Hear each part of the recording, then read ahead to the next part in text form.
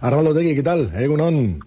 Egunon, aquí. Bueno, como todo el mundo, pienso, ¿no? Entre preocupado y esperanzado, como todo el mundo, creo, ¿no? Bueno, vamos a ver. Sí, vamos a ver qué es lo que sucede, ¿no? ¿Qué es lo que sucede? Bueno, el confinamiento lo lleva bien porque le estamos viendo que se multiplica además, ¿no? En presencia pública, aunque sea en la distancia, claro, también es verdad, ¿no?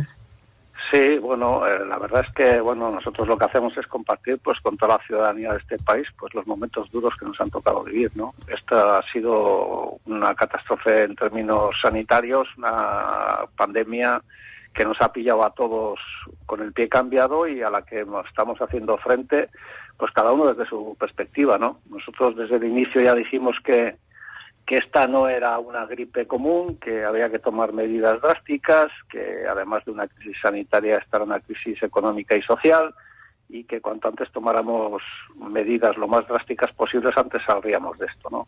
Entonces, bueno, lo que compartimos con la gente es la dureza de la situación, porque esta crisis, que en principio era sanitaria, pues está poniendo en evidencia otro tipo de crisis, como puede ser la social, qué pasa con los niños y las niñas en las casas, quién se ocupa de ellos, y luego una crisis económica evidente con centenares de miles de personas en casa, con negocios cerrados, con la gran parte de la industria parada.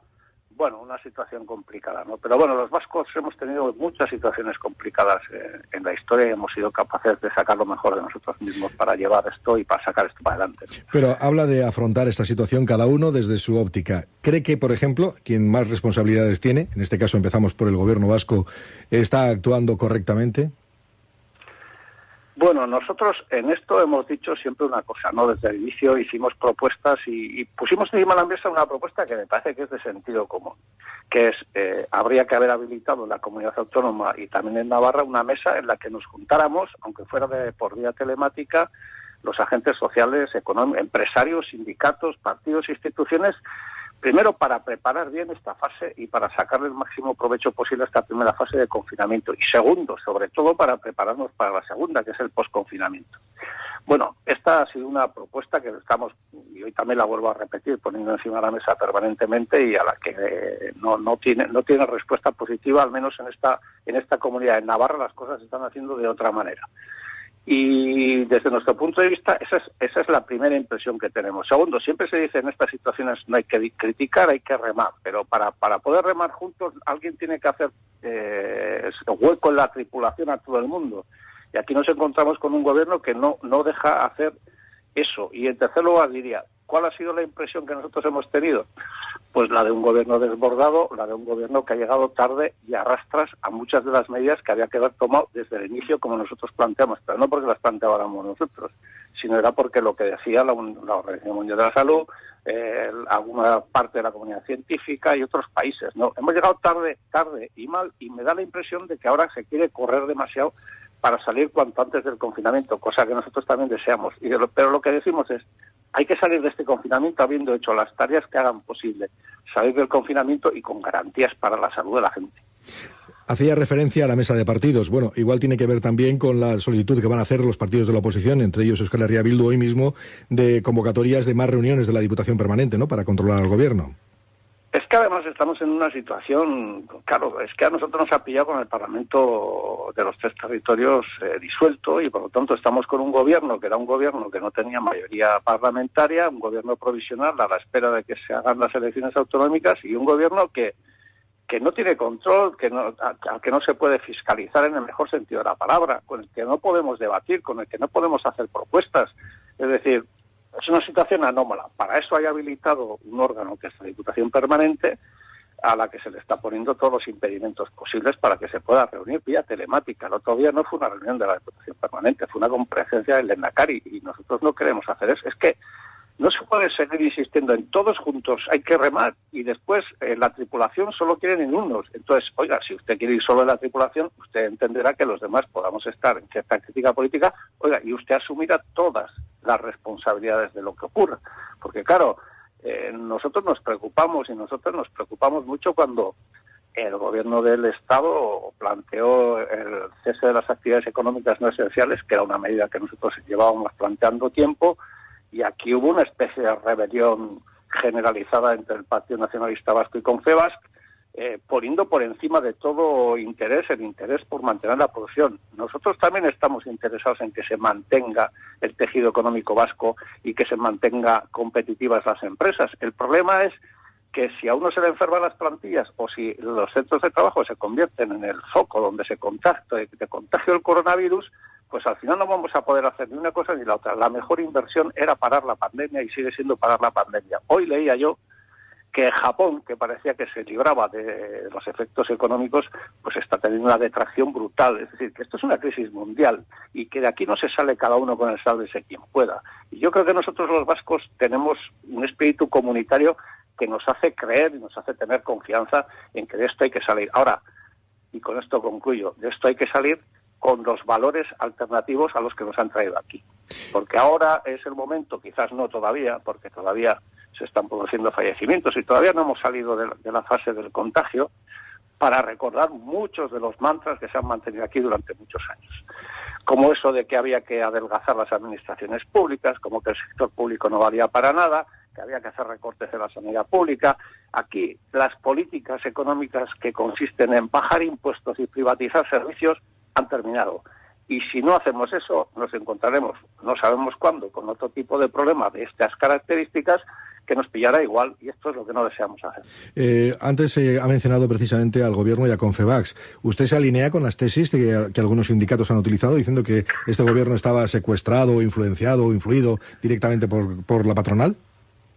Hombre, a nosotros nos pareció que quien tomaba las riendas de esta parte del país en el momento en que el Gobierno de España decreta el cierre de las actividades no esenciales, pues es Confebask, y además, bueno, haciendo un tipo de declaraciones absolutamente agresivas y absolutamente descalificatorias del Gobierno del Estado, ¿no? Entonces, sí, nos parece y compartimos esa impresión de que es Confebask quien marca el ritmo. Repito, todo el mundo está preocupado por qué pasa con el tejido económico y productivo del país, pero lo que me parece que es un poco, no sé cómo calificarlo, sino despreciativo, entre comillas, lo digo con todos los respetos, es que se mantenga una posición de firmeza absoluta para que se mantengan abiertas determinadas empresas, cuando aquí se ha mandado a su casa a decenas de miles de comerciantes, taberneros, hosteleros, que cerraron la persiana y ahora mismo tienen la preocupación de no saber cuándo la van a abrir y en qué condiciones la van a abrir. Por lo tanto, aquí tejido económico y social somos todos, los autónomos, los comerciantes y las grandes empresas. Lo que nosotros decimos es, ¿cuál es la mejor inversión para las grandes empresas y para la economía del país? Parar la propagación del coronavirus, porque hay un ejemplo, está además, Arteche, más de casi 500 trabajadores, Munguía,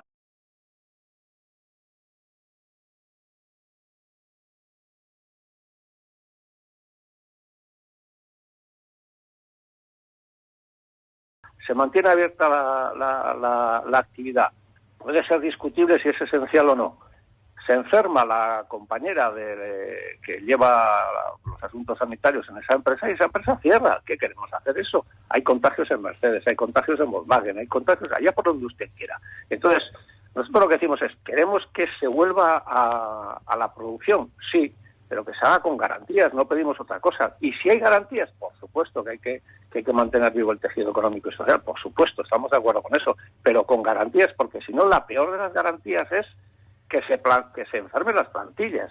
Y entonces, ¿qué vamos a hacer? Por eso decimos que, desde nuestro punto de vista, el nivel de reacción en términos conservadores que se produjo frente a ese decreto por parte del PNV y por parte de Confebask nos parece altamente significativo, ¿no? Incluso les costó una especie de discusión pública con su socio de gobierno, el Partido Socialista. De todas formas, algunas grandes empresas ya han anunciado que el día 14 van a empezar a iniciar ya su actividad, ¿no? Porque estamos en esa fase ya de desescalamiento, que es lo que se ha venido a denominar, ¿no? ¿Cree que es prudente o habrá que esperar todavía a tener datos? Desde mi punto de vista, primero hay que esperar, yo diría tres cosas. Hay que esperar a tener datos. En segundo lugar, si se produce parece ser esa decisión por parte del Gobierno del Estado, a nosotros, en principio y en términos globales, nos parece temeraria porque la curva de infecciones todavía no está en el 0,2, 0,3. Nos parecería ciertamente temeraria. Ahora bien, si hay empresas nosotros tenemos conocimiento de determinados sectores de la producción que han tomado medidas extremas para poder plantear que se pueda reanudar la producción.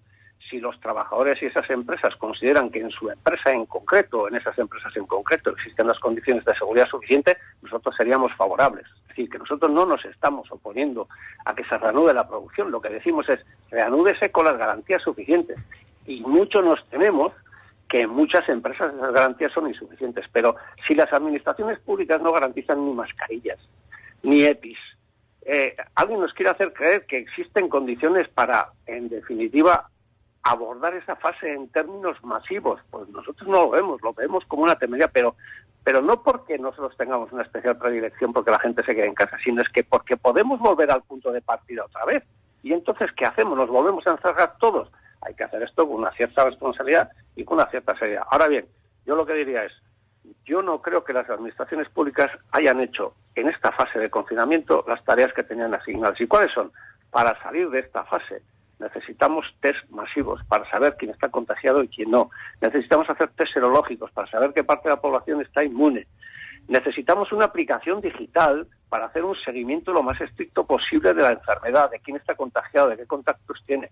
Bueno, necesitamos hacer las cosas que han hecho en el mundo y me da la impresión de que nosotros no estamos preparados para eso. Por eso decía antes que a mí me parece que algunos quieren correr mucho. Ahora bien, si se produce ese decreto de reconducir la alarma al primer estadio y se dice, bueno, ahora todo el mundo puede empezar a trabajar.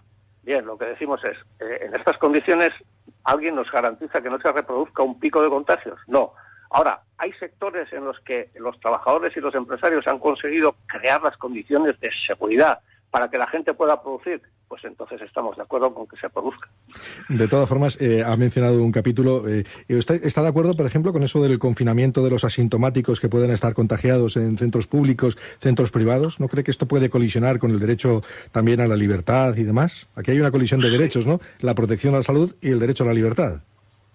Sí, evidentemente hay una colisión de derechos y eso ocurre también con la aplicación digital, etcétera. Pero creo que a veces perdemos ciertamente de vista, en algunas ocasiones, quiero decir, la gravedad del problema.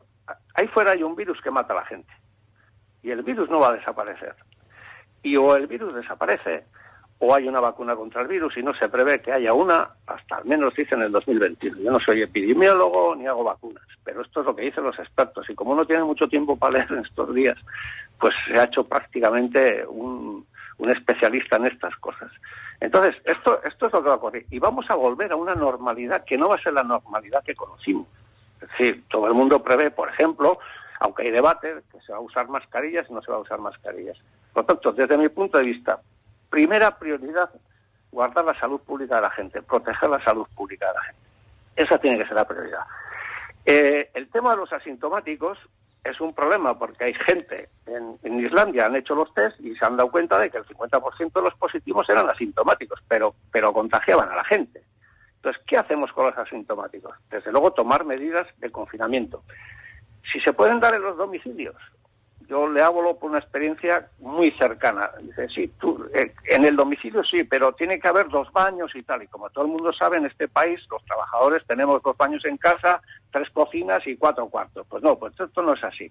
Entonces, que se haga o se plantee de forma voluntaria que la gente asintomática pueda estar pasando ese periodo de cuarentena en hoteles o en otros lugares públicos, a nosotros no nos parece mal, porque si no volvemos a correr el riesgo de que se vuelva a la casilla de partida, y esto me parecería mucho, mucho peor, ¿no? Así que con el respeto absoluto a la libertad individual, yo creo que una de las lecciones que debemos extraer también de esta crisis es de que a estas cosas, ni al cambio climático, ni a la desigualdad, no se le hace frente de uno en uno, sino de manera colectiva. Y esto no consiste en un sálvese quien pueda, que es el espectáculo lamentable que está dando Europa en estos momentos, ¿no? ¿Quién nos iba a decir a nosotros que a Italia iba a llegar primero la ayuda de China y Rusia y no la de la Unión Europea? Pues todas estas cosas están pasando y el mundo va a cambiar. Y puede cambiar a peor o puede cambiar a mejor. Nosotros somos de los que pensamos que desde Euskal Herria, entre otras cosas, desde la soberanía, desde que tomemos las decisiones aquí, necesitamos construir un mundo mejor que que en definitiva proteja a la gente, ¿no? Hemos hablado de cuestiones sanitarias fundamentalmente, cómo abordarlas. Sí. Ahora vamos a hablar de las cuestiones económicas, porque vamos a tener un día después de la pandemia. No sé cuándo será, pero vamos a tener un día después. Y ese día después, pues se atisba también muy preocupante. Usted también lo ha apuntado, ¿no?, en algunos sectores y demás. ¿Cree que las medidas que están ahora mismo implementadas, aquí hay que mezclar ya las dos, lógicamente, Gobierno Central y Gobierno Vasco, son suficientes o nos van a permitir poder salir, no voy a decir indemnes, pero con menos gravedad precisamente de la situación? Nosotros estamos diciendo que las medidas son insuficientes. Hay algunas que van en la buena dirección, pero lo que decimos es, mientras estábamos en esta primera fase, nosotros planteamos medidas económicas también, no las planteamos solo en términos sanitarios. ¿En qué sentido? Decíamos, bueno, esta primera fase de confinamiento se tiene que aprovechar para ir a una desescalada del desconfinamiento, y antes hemos hablado, ¿qué hace falta para eso? Una aplicación digital, test serológicos, test de antígenos, etcétera. Pero también necesitábamos hacer un bypass a la economía desde que entrábamos en confinamiento hasta que salíamos. Y eso exige medidas económicas muy concretas. Y nosotros las planteamos. Y lo que decimos es, mire, las empresas pequeñas no necesitan avales para ir a un banco a que les vuelvan a dar un crédito, porque eso supone que se endeudan más. Lo que necesitan es dinero y liquidez. Y eso hay que hacerlo, porque si no, no van a ser capaces de levantar muchas de las persianas que se han cerrado. Lo que necesita la gente es un ingreso mínimo para poder sobrevivir en este bypass. Lo que necesita la gente es no que se retrase el pago de la luz y de la electricidad, de la electricidad, del gas y del agua, sino que se tiene que condonar eso, porque yo recuerdo una cosa, a los bancos en este estado se les han perdonado 60.000 millones. Y lo que no podemos permitir ahora es que con la concesión de 100.000 millones en avales, estos bancos vuelvan a hacer negocio. No, ya nos deben 50 o 60.000 millones. Que se ponga todo ese dinero al servicio de la gente. Y lo que hay que hacer es tomar esas medidas. Y luego a mí hay una cosa que me preocupa sobremanera, que es fundamentalmente el pequeño comercio, el comercio de proximidad, los pequeños comercios, los bares. Yo creo que luego también hay que hacer una apelación a la conciencia de la gente. A que la gente compre aquí, a que la gente compre en comercios de proximidad. Porque si no va a ser imposible que puedan levantar muchos de los comercios que se han cerrado, los bares, etcétera. Yo le voy a decir una cosa, yo estoy absolutamente convencido de que esta es una comunidad con conciencia suficiente para habilitar recursos financieros suficientes y sobre todo voluntad de levantar este país, y esto lo vamos a hacer seguro si todos arrimamos el hombro, pero si todos planteamos también que el arrimar el hombro tiene que ser en una dirección para construir una sociedad diferente. No queremos reconstruir lo que había, porque esto ya hemos visto a dónde llega. Lo que queremos es construir un modelo social que nos permita hacer frente a estas cosas con otras garantías. Ha mencionado precisamente el pequeño comercio. Sí, es cierto que hay organizaciones, en este caso en Vizcaya, FECOB y demás, y todas las asociaciones que engloban, pues están impulsando campañas de sensibilización porque están temerosos, ¿no?, a lo que pueda pasar el día después, ¿no? Muy temerosos. Somos muy conscientes de ellos. Estamos manteniendo encuentros aquí desde el confinamiento vía telefónica o vía por videoconferencia con absolutamente todos los sectores, ¿no? Y este es un sector que estaba preocupado, pues porque mantener 2 meses un bar, yo que mi familia he conocido lo que es un bar, pues sé exactamente que es estar sin ingresos durante 2 meses, ¿no? Porque vamos a ver y darnos cuenta de una cosa, mucha parte del pequeño comercio, del medio comercio que hay en nuestro país vive al día, vive de los ingresos del día, y claro, 2 meses sin esto, si además tienes que pagar la luz, tienes que pagar el alquiler y no sabemos cuántas cosas más, pues ya me contará alguien qué hace con que a ese señor se le ofrezca un crédito, porque ese crédito, aunque sea cero, es un crédito que hay que pagar, y por lo tanto lo que le lleva es a endeudarse todavía más. Entonces, nosotros pensamos que a eso hay que hacerle frente con liquidez, que las administraciones públicas tienen que garantizarles liquidez, tienen que condonarles los gastos fijos que tienen, que son la luz, el gas, etcétera, y poder poner en marcha otra vez todo ese sector que también forma parte de nuestro tejido económico, ¿no? Y desde nuestro punto de vista, además a eso hay que añadirle una cosa, es conciencia de comunidad nacional, de comunidad viva, de comunidad autoconsciente, que toma un reto en sus hombros, se lo echa a los hombros, es consciente de él y toma las decisiones que hay que tomar. Entre otras cosas, las decisiones de consumo, de turismo, de arrimar el hombro, que va a haber que hacer fundamentalmente para levantar Euskadi Herria otra vez porque esto va a necesitar del concurso y la voluntad no solo de medidas económicas, sino de medidas de conciencia. Comprar en el comercio local, por ejemplo, nos ayudará. Comprar productos del país nos ayudará. Comprar productos kilómetro cero nos ayudará además a combatir el cambio climático.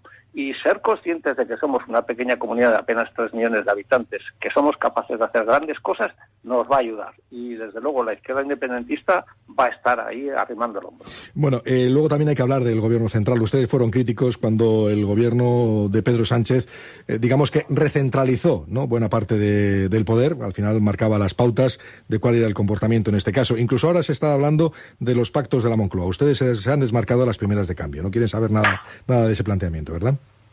No, porque, hay que recordar que al inicio de esta crisis, una reflexión que nosotros hicimos, ¿no? 42 años después de que el estatuto está sin cumplir, ellos necesitan 1 minuto para dejarte sin interior, sin transportes y sin sanidad. Este es el modelo bilateral del que algunos hablan, pero esta es la realidad. Y esto lo que ha demostrado es que las administraciones en Navarra, en esta comunidad, o la incipiente institución en la pura Baixena Navarra y Subera, pues no son nada, no toman decisiones trascendentes cuando los estados deciden tomar el timón, y en este caso pues es lo que ha ocurrido, ¿no? Y ahora lo que nos plantean es un modelo que ya se ensayó hace muchos años, con el que nosotros no estamos de acuerdo. Nosotros lo que decimos es, aquí todo el mundo dice que nuestro nivel industrial, el peso de la industria en la economía, nuestra economía es diferente a la de otras zonas del Estado. Entonces lo que decimos es, nosotros lo que necesitamos es un foro como el que antes hemos planteado, de instituciones, partidos, sindicatos y empresarios, aquí, que conocemos el terreno, para poder abordar los debates que hay que hacer aquí. Y nosotros lo que venimos repitiendo permanentemente es, oiga, sería curioso que algunos no quieran hacer esto aquí y después quieran estar en los pactos de la Moncloa si se ponen en marcha. Oiga, que no hay que ir a Madrid a hablar de esto, ahí también hay que ir a hablar de esto, pero las decisiones fundamentales hay que tomarlas aquí. Y lo que nosotros decimos es, en este país hay energías intelectuales, empresariales, organizaciones sindicales honestas y comprometidas, partidos políticos que estamos dispuestos a arrimar el hombro. ¿Por qué no ponemos en marcha de una vez aquí una mesa para poder hablar de todas estas cosas, de la primera fase, del posconfinamiento, de cómo levantamos la economía? Este es el planteamiento que estamos haciendo. Y desde luego a nosotros no nos van a pillar en los pactos de la Moncloa, porque esos pactos están hechos para, si se hacen, van a ser, como dice bien Julio Anguita, primero para recortar derechos a los trabajadores y segundo para recentralizar todavía más el Estado, porque aquel famoso debate que se inició al inicio de la globalización de que el Estado desaparecía, definitivamente ha decaído. Vuelve el Estado. Esto es lo que hemos visto en esta crisis y por eso decimos, si vuelve el Estado todavía tenemos una razón más para reclamar el nuestro, porque si no, ¿quién nos protege? Yo creo que la gente ha tenido oportunidad de ver determinadas cosas en este país y nosotros tenemos que estar esperando a que las mascarillas vengan de Madrid, de verdad, a que los test rápidos vengan de Madrid, de verdad, y si de Madrid no viene, no tenemos. Esta es la administración pública que protege a la gente. Yo creo que esto nos da, igual todavía no es el momento, pero nos da para hacer grandes debates en el país y creo que los vamos a tener que hacer. Y ahora entramos, pues vamos a celebrar además una berreguna en confinamiento, por cierto, que con discrepancia también entre algunas formaciones entre lo que ustedes van a hacer o lo que el Partido Nacionalista Vasco plantea, ¿no? No hay unidad en ese sentido tampoco. Nos parece una pena esa especie de desmarque que ha hecho el PNV de esta celebración, porque, bueno, como otras muchas cosas, la considera privativa, ¿no? La considera de parte. Nosotros, junto con Euskal Herria Vaya, habíamos planteado la posibilidad de hacer un debate, una celebración de la berreguna, una celebración entre comillas unitaria. Nosotros hemos hecho una apuesta por, apoyar la apuesta y la propuesta que han hecho desde esa plataforma popular. Y luego nosotros tenemos cosas que decir en esta berreguna propiamente como Euskal Herria Bildu y como la izquierda nacional, soberanista, independentista que somos en el país, ¿no? Nosotros pensábamos que había una gran oportunidad para hacer dos cosas. Una, para hacernos una pregunta, y es ¿qué es ser abertzale hoy? ¿Qué es ser soberanista hoy? Y creo que es una pregunta que necesita respuesta. Y otra, creemos que hoy, desde nuestro punto de vista, esta berreguna era un magnífico escenario para hacer una cosa, y es para mostrar un duelo de carácter nacional por todas las personas han fallecido y sus familiares que han tenido la desgracia de no poderlos despedir como quisieran, y por lo tanto me parece que esto es una gran ocasión, sigue siendo una gran ocasión para demostrar nuestra solidaridad pues con todos los compatriotas que se han marchado desgraciadamente por esta crisis sanitaria. En segundo lugar, nos parecía que era un momento de poner en valor cuáles son nuestros héroes en esta crisis, ¿no? Y esos son los trabajadores y trabajadoras del sector público sanitario en Navarra y en los tres territorios, y creemos que merecen un homenaje nacional, y este es nuestro planteamiento, además de decir que necesitamos poner en marcha una estrategia de transformación del país que construya el país sobre otros valores. Las políticas de menos impuestos, más privatizaciones nos han traído donde nos han traído, y nosotros necesitamos construir una Euskal Herria muy diferente. Entonces, queríamos aprovechar la Berriuna sobre todo para eso, para una jornada de duelo y una jornada al final de homenaje a los trabajadores y trabajadoras de este país y a todo el mundo que en este país está luchando contra esta pandemia social, sanitaria y económica, ¿no? Este es el homenaje que queremos hacer, y queremos que esta Berriuna sea una cosa especial. Y nosotros vamos a llamar a que en los balcones de este país se haga ese homenaje y se haga ese reconocimiento a la gente que se está dejando la piel en los hospitales y en todos los sitios para hacer frente a esto. Pues Arnaldo, esto es lo que queremos hacer. Arnaldo Otegi, coordinador general de Euskal Herria Bildu, le agradecemos el que nos haya atendido en esta mañana, que tenga una buena jornada.